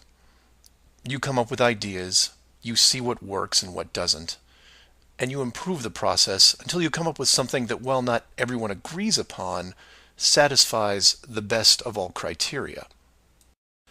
One of the first dome layouts involved a race of people who were supremely driven by ambition. They didn't have a word for lazy or fear. They absorbed knowledge very quickly, incorporating physics, advanced electronics, engineering, and drove their technology with energy from the enclosed world itself. And when their technology had reached the point where the dome's structure was discovered in its entirety, there was no reaction of wonder and awe. They just looked up and squinted at the sky. Eventually, those squints turned into glares. Oh, they had religion to be sure, and it was tied to their daily lives, but to them, this wasn't religion. It was a challenge. Almost like they weren't that impressed. Hard to fathom, right?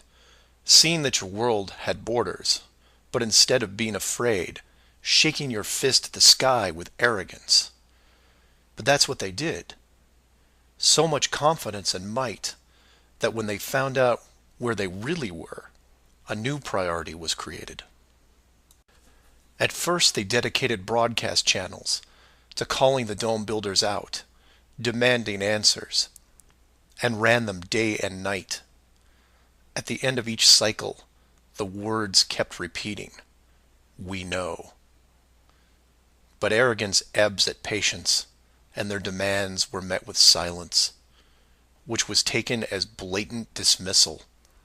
This fueled their ambition even more. The people withdrew all their efforts from breaching the outer barrier and formed a new plan. If the creators were not going to submit, then they would build a bridge and meet them at the gates. So a building was designed. But to call it a building was to call the pyramids a sand castle. It was the greatest structure ever conceived, at least to them. It was to be over 30 miles wide and hundreds of miles high, enough to reach the dome ceiling itself, where they would meet the builders face to face. They abandoned nature completely and pushed aside ecologic systems to accomplish their goal. They cannibalized entire mountain ranges, which they used to admire and love, to acquire the raw material for the awesome structure. The work crews built with flawless precision, and it was obvious that it was going to succeed. A bridge to the edge of the sky itself. The work would only pause long enough for the mighty armies below to look up and yell, "We come for you," so loudly that on a clear day you could actually feel the dome shake. And the creators, faced with their first great challenge, decided to start again. And the people were changed, their language fragmented so that the builders couldn't continue. The tower was dismantled, their technology removed and forgotten, and the people scattered. A new group was introduced to the dome, divided in every way imaginable, so that unity was next to impossible, and everything slowed down. Languages evolved and devolved into other dialects, and the languages produced text, which produced different forms of culture, and some amazing things began to happen, the most important of which was the arts. The dome builders saw the artistic pool develop into several distinct forms. Everything drawn in any medium on a flat surface. Everything molded that took on a three-dimensional shape. Everything that produced music. All things that make up the human form and motion. And all the written works. Pictures, sculptures, music, dance, literature, the arts. Driven by passion, it is the very essence of what is good in humanity. Once this was recognized, all dome methods put in place were to cultivate and enhance this process.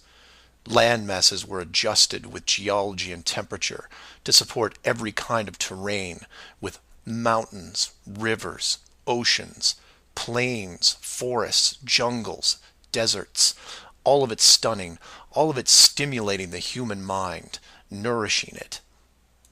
And the modifications continued, with seemingly endless shades of weather. The sky was overhauled, a moon added, and layers upon layers upon layers of stars, so that one day, when the people were able to see further than their own eyes, there would still be something new to see. And the arts flourished, but there was a cost. The languages and division of cultures had put the population at odds, and wars were raging at regular intervals. The dome builders debated if the price was too high.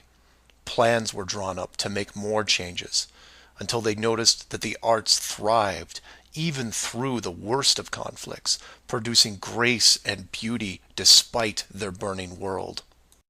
It was wonderful and terrible at the same time, and the debate outside the barrier continued to intensify until a majority spoke out and said, "This world is a creative force, and we must see what it leads to. The barrier must be hidden at all costs." So the globe model was put into the population, and both science and religion adapted to it. The arts grabbed onto it like a new drug, the creative minds of the world exploding with new concepts. Their universe was now infinite, and the rules changed. Science then led to science fiction, which opened up everything else. Books, pictures, sculptures, dance, and music, all reaching deep into space, decade after decade of wonderful possibilities, rising above the ashes that were at their feet. And it's not just the artists, it's everyone. You affect others, who affect others, who inspire others, who build it, paint it, sculpt it, sing it, who then put it up on a pedestal and hold it under the light and say, this is a piece of who we are. And for every one of them, there are hundreds of others who, for whatever reason, were unable to express the songs and images and stories that are in their heads. Imagination is far more important than knowledge because it is limitless. It is your shield, your sword against the cruelty of destructive forces. There are those right now who live in chaos, whose life is surrounded by a swirling nightmare from which they think they'll never escape. These are the true warriors of the world, and they are far braver than me. I am humbled by those who suffer the most.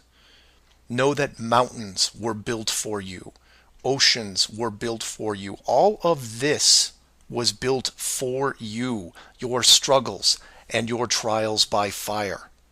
It may be today, it may be tomorrow, but one day the curtain will close and this stage will be struck. And when the dust settles, no matter where you are right now, you'll see the big picture and have new eyes. And you will be shown what wonder really is. And as you leave this most magnificent of theaters, heading towards the next, my hope is that you'll pause, look back at the stage and say, I was actually in it, you know, right there in the thick of things, and it was a sight to see. Because it really is a hell of a ride. Imagine what the next one will be like. Astronauts to the moon. Earth Clues Part 9, The Magic Show. This is part of a series of clues that can help you get your head around both the design of the flat Earth system we live in and who has been involved in the deception to hide it from you. This flat Earth perspective initially started out as a problem-solving exercise that was going to be built into Clue 7, otherwise known as the Long Haul. But after some research and a little patience, it has evolved into something that warranted its own section, and is a perfect example of good things come to those who wait. So emails and phone calls have been coming in, almost all of them positive.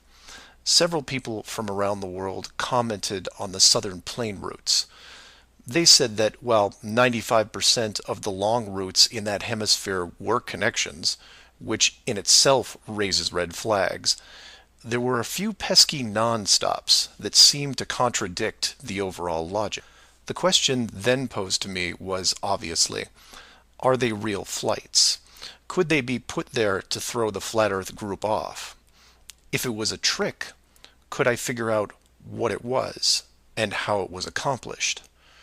I accepted the challenge and started my impression of Morgan Freeman as he went up against the Four Horsemen magician crew. Now, admittedly, I was skeptical to start, because the flights went against the third rule, that being the flat Earth has no shortcuts. Only a globe has shortcuts. As in magic, I had to assume the rule was not being broken, but only hidden, or having the illusion of being broken. But first, I had to see the trick itself. I had to see the planes in question, and see them make the route. Anyone can list a flight, but does it actually go from point A to point B? With the help of several other people, this was then put to the test. While just about everyone with a cell phone knows about GPS and how it can track things, many people don't know that even though it's a system built by the military, there is a very public aspect to it. So while your phone is tracked at all times, so are other things, most notably all air traffic. Now, if you're military, you could view military planes. If you work at a cargo carrier like UPS or FedEx, you can view transport planes. The general public is mostly limited to commercial air traffic. This can be viewed in several places, and the one I chose was planefinder.net. You can use others like FlightAware, Flight Radar 24, Flight Tracker. It makes no difference because they are all tied into the same exact GPS system. All these sites do basically the same thing: track every commercial plane in the world from start to end in real time. So I spend day after day looking at the Plane Finder global map, which you see here. At any given time, it's tracking between 3,000 to 7,000 flights that are en route anywhere in the world. You'll notice two different colors for planes, red and yellow. Yellow just means there's a 5-minute delay in processing and only applies to the United States. The point here is, in order to prove out these flights that go against flat Earth theory, I need to watch a few as they cross either the South Pacific or Indian Oceans. The web page updates automatically, but just to be sure, I close and reopen the page every 30 minutes or so and wait for an ocean plane. And I wait, and I wait, and I wait some more. Hours pass, days pass, and no red planes to entertain me. And somewhere in this process of me just staring at these empty oceans, waiting for a plane to cross, something occurs to me. Can you guess what it is? Nothing is crossing these oceans. Not non-stops, connections, multiple connections, nothing. But that's not possible, right? The planes have to reach their destinations. So I change gears and just watch the coastlines of anything in the southern hemisphere, and I start to see it. I follow a simple plane out of Brazil on its way to South Africa, which, by the way, is not part of the long-haul argument. It's offshore just a few hundred miles. I get something to drink, and when I come back, it's gone. Just a glitch, right? So I follow another, and another, and the same thing happens again and again. Once the plane reaches an imaginary line in the water, GPS makes it disappear. Then a friend who is also working on this problem sends me some links, which I've included in the description. I encourage you to take a look at them. At first, they don't seem like much, just an average flight log showing speed, altitude, locations, things you could expect. Then you scroll down to about 3:30 in the morning, and the location drops away and is replaced by either the word approximate or the word estimated. This then continues for the next 5 hours until, miraculously, 1 hour before landing, the flight log reestablishes itself, and the GPS system shows the plane in real time about to reach its destination. So to be clear to those who may not be seeing everything here, the flights are being dropped off GPS, and their flight data is also turned off and stays off until they are almost on top of their arrival point.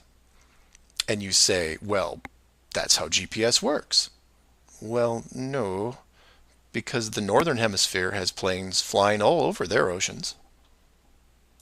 And then you say that maybe it's a localized southern hemisphere thing.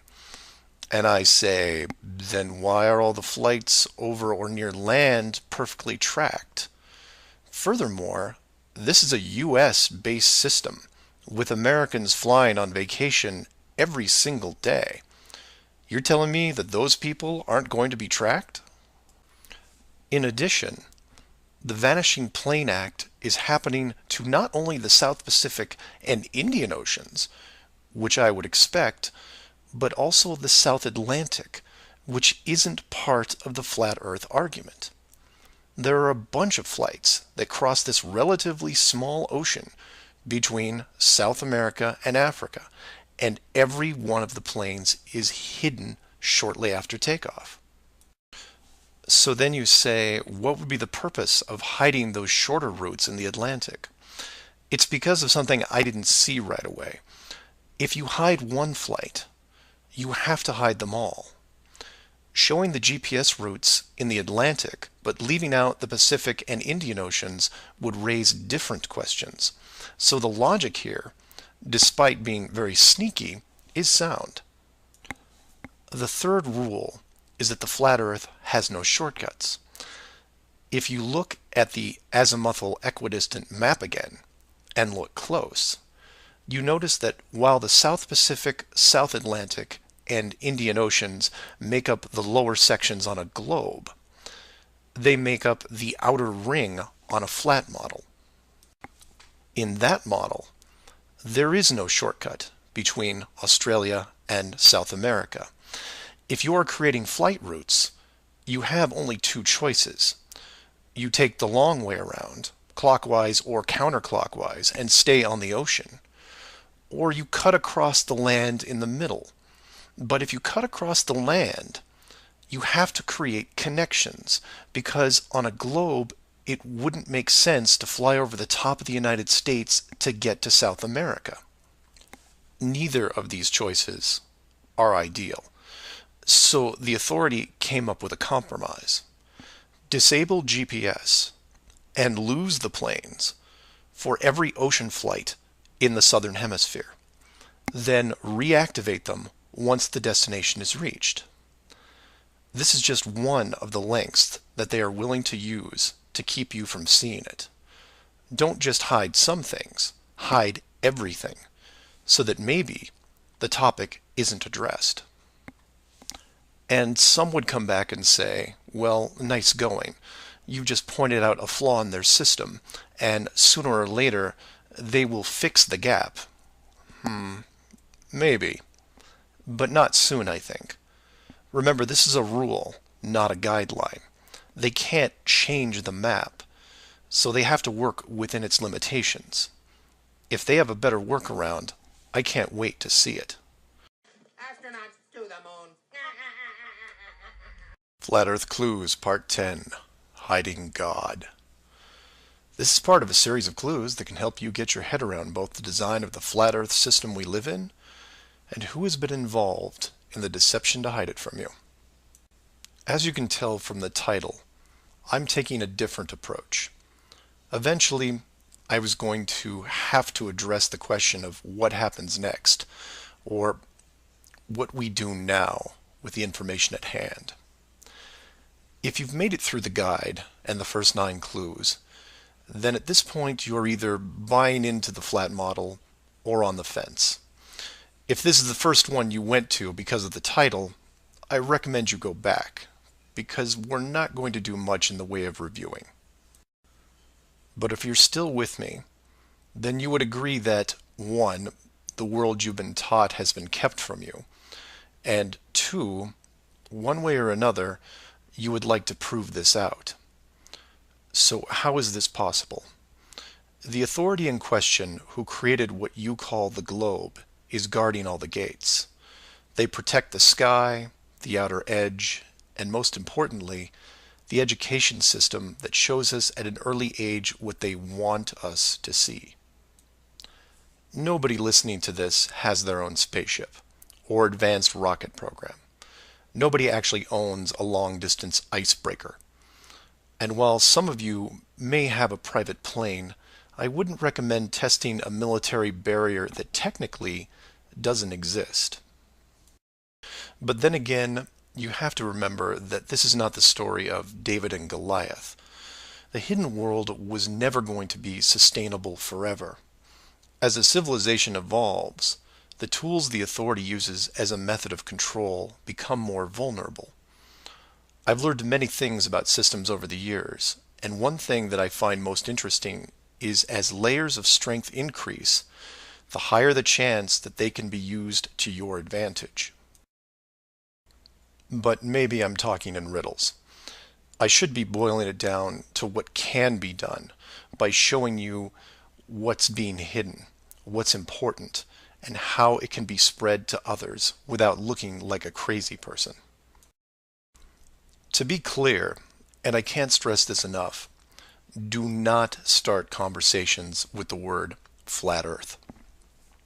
Think of it like Fight Club.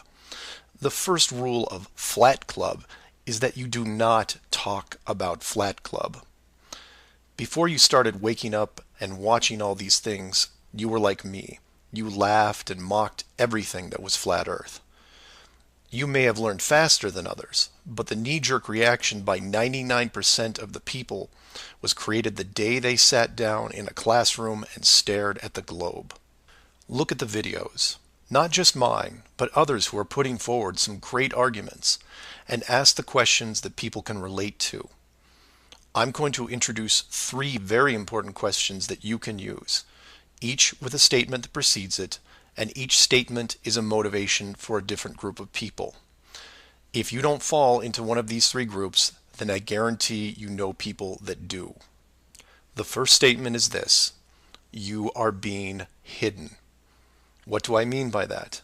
Well, this goes back to Clue 7 and Clue 9, which talk about the flights in the Southern Hemisphere. If you are flying a plane over the Southern Hemisphere, your flight is not being tracked. How can this be used to find out the truth?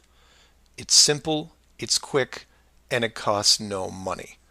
No matter what country you live in, send a quick note to your local, state, or federal representative and ask them this question: why are citizens of our country flying over oceans without the safety net of the GPS system? And remind them that GPS stands for global, not partial. Without GPS, anything could happen to your plane and no one knows where you are. And while you're at it, remind them that the GPS system was built by the United States Department of Defense, who never does anything small. The system that is in effect now has what appears to be huge, deliberate gaps in the Southern Hemisphere only. Do not mention flat Earth. Just voice your concern about the safety of you, your loved ones, and your fellow citizens. Will they get back to you? Possibly. Will they give you a satisfactory answer? Not a chance. Because they will only have what the military gives them. What this will do, however, is create a unique buzz in certain circles that may prove to be useful later. The more politicians or high-ranking officials you contact, the greater the noise. The motivation here, as you can tell, is general public concern. The second statement is this: wealth is being hidden. What do I mean by that? Goes back to Clue 2 and every other mention regarding Antarctica. In 1954, it was announced on national television that the continent was just millions of miles of rich energy resources. And by 1959, it was sealed off like Area 51. How can this be used to find out the truth? By contacting anyone you know in either the petroleum, natural gas, or mineral industry. This means ExxonMobil, British Petroleum, Royal Dutch Shell, Chevron, ConocoPhillips, BHP Billiton, Rio Tinto, Glencore, Anglo American, and there are many others. Find anyone in these companies and make inquiries about their prospects in Antarctica. Send them the link to the Admiral Byrd interview and ask them why, if there are no environmental conflicts regarding oil, gas, or mining, why aren't they allowed to even petition the idea, even when the world's energy resources are dwindling more every day? Put the sound of money in their ear.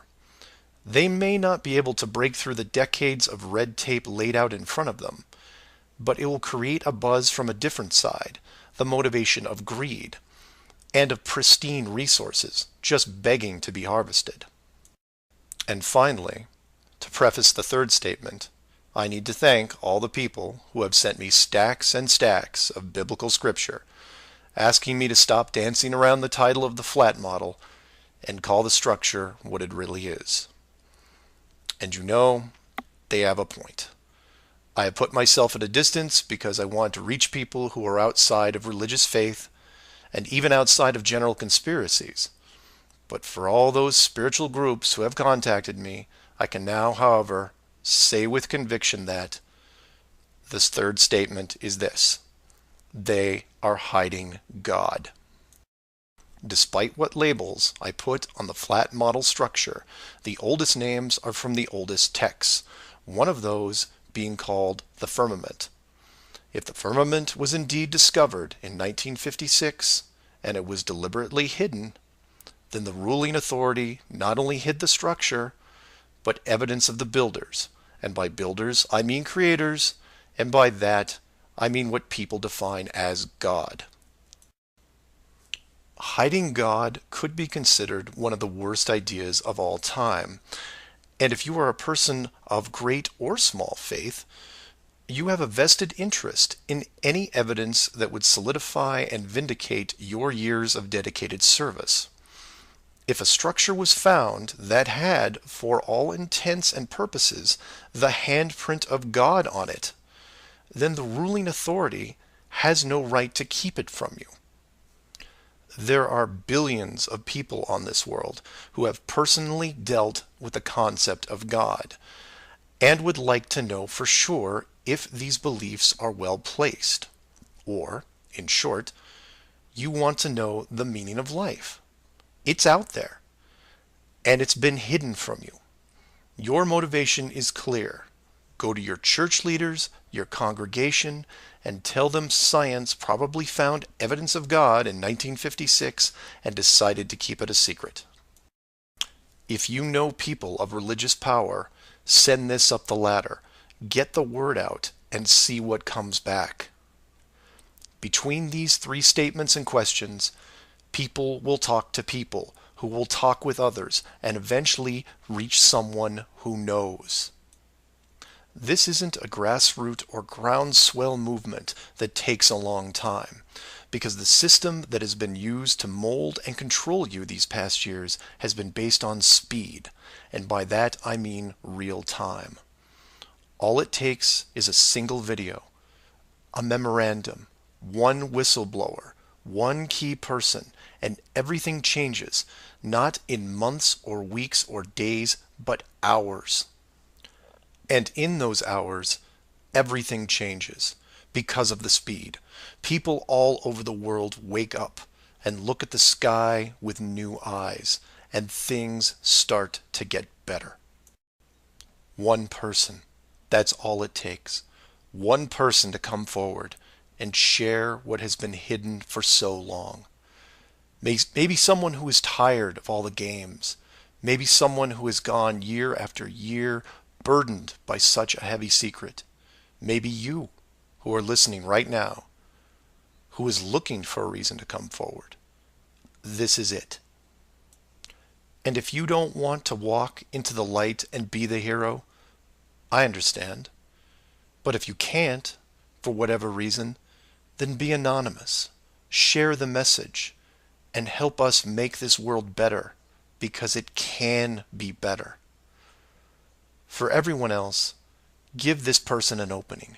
Give them the opportunity and give them the support they need to help reclaim what's left of our civilization, because we need it now more than ever. I will keep spreading the word for as long as I can, in hopes that everyone that hears it starts seeing things with new eyes. And I encourage each of you to do the same. And maybe one day we will learn to treat others better than we treat ourselves. Astronauts to the moon. Flat Earth Clues, Part 11, Souls in the System. This is part of a series of clues that can help you get your head around both the design of the flat Earth system we live in and who has been involved in the deception to hide it from you. This clue looks into the recent past, or more specifically, an odd but interesting piece of conspiracy lore. What I hope to show here is an example of how an enclosed system, once revealed, can change the world very quickly and in ways you may not have realized. To start, we need to go back a little ways to a controversial 2004 documentary called Astronauts Gone Wild. For those of you who missed this strange little gem, the summary is this. The producer-director Bart Winfield Sibrel went out to prove that all the moon landings were elaborate hoaxes. To do this, he set up interviews with the Apollo astronauts, giving them the impression that the interview was just routine. He then produced a Bible and asked each of the astronauts to swear on the book before the interview started. The interview was then supposed to be a series of detailed technical questions designed to trip up the astronauts.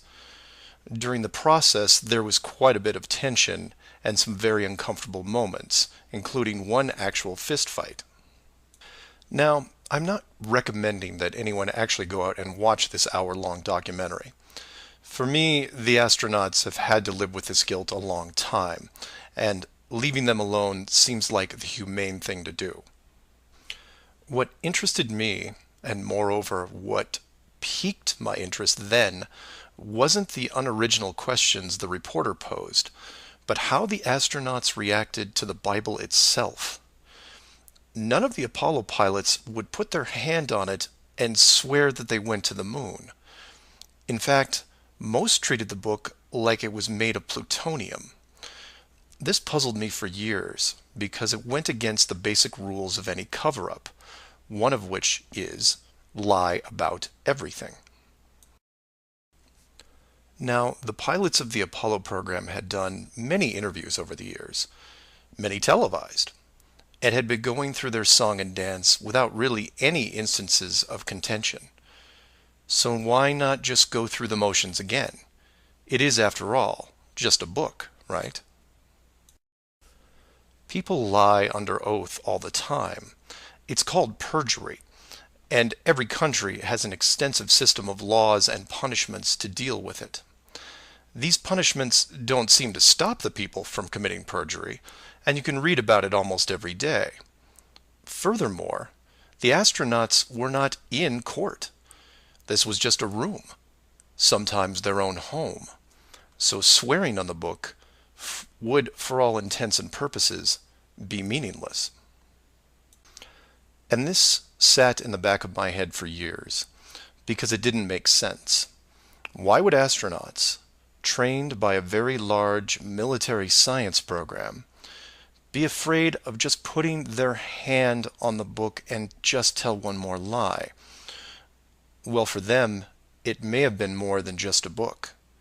It may have been a symbol of something much bigger. You see, for you, me, and almost everyone else, a holy book is a symbol of faith, because the creator or creators have yet to be revealed. But if you knew that the creators were real, then the book becomes something much more tangible, more relevant, more sobering. Or, more to the point, the Apollo astronauts would have been let in on the enclosed system during their tenure with NASA, and over the decades, this system created certain truths for these men, one of which is, someone could be watching. Now, whether the builders/creators are actually watching every little thing we do can be debated, but if you have proof that they are real, then the thought of your every move being scrutinized is a very real possibility. This is what you and I may suspect, but don't feel. The Apollo pilots, however, are a different story. If they were shown how the world really looked, then their attitude towards the book takes on a whole new meaning. In fact, it didn't have to even be a Bible. It could have been an encyclopedia or a piece of wood, because it was the idea that made them pause. And if you're still not getting it, then I'll ask you directly. If you actually saw some of the creators' handiwork and knew that there was a chance you were being watched, and there was a scorecard involved, would you swear against that and lie about something? Would you roll those dice and take the chance? Or to put it another way, everyone has gotten frustrated about something, then looked up and cursed the sky. Would you still do that if you knew that a creator was up there and possibly listening? That's just one example of how knowledge of the enclosed system changes people. The astronauts didn't want to roll the dice and lie because there was a real fear of retribution. And while they were confident that a bolt of lightning wasn't going to strike them down, they also weren't going to push their luck. And we all take on the same approach in daily life. Everyone who drives has run a stoplight. We know when we see the yellow light that it's too far away, so we hit the gas and hope for the best, especially if the traffic is light and we aren't putting anyone in danger. But you take that very same intersection and put a red light camera on it, well, then things change, don't they? Do you hit the gas and roll the dice? Not a chance. You hit the brakes and hope that you can stop in time because you are being watched. You may not be a model driver by any sense of the word, but you understand this rule and this place, and you don't break it. And this one aspect is why I'm pushing so hard to see the enclosed system revealed. Because as a civilization, we seem to be only as good as what we can get away with. This isn't an issue with freedom, it's an issue with doing the right thing. You know that running red lights is a bad idea. The camera is a reminder of that. Imagine all the things that would change for the better if the enclosed system was revealed. Would you lie to hurt someone? Would you rob a bank, commit fraud, or embezzle? Would you steal anything unless your life depended on it? And while people would still get angry and fight, would they maim each other? Would they kill? Would anyone knowingly commit murder?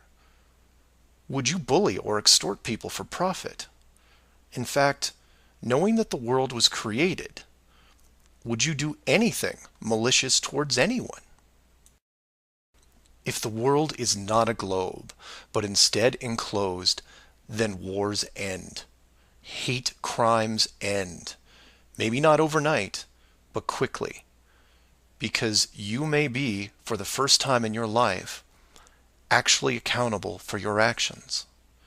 You realize now that you are a very real soul in this enclosed system, and you have a responsibility towards your fellow man, one that can be boiled down into one simple rule: treat others better than you treat yourself. This is why it's so important to show the world as it really is. This is why I am asking the authority itself to open the door and let this secret come through. You've kept this hidden for too long, and the people who live here with you have been through enough. This isn't about money or power anymore. It's about our very souls, the essence of who we are. Wealth and titles don't define your heart. Hiding the entire world may have seemed like a good idea at the time, but we have gone way beyond that. Have you actually seen our home recently? This needs to be fixed, and it needs to be now. The people won't forget the deception, but they will forgive you for it, because a truth like this will make them more noble, something we should have been since the beginning. So do your own research, and always, always ask questions.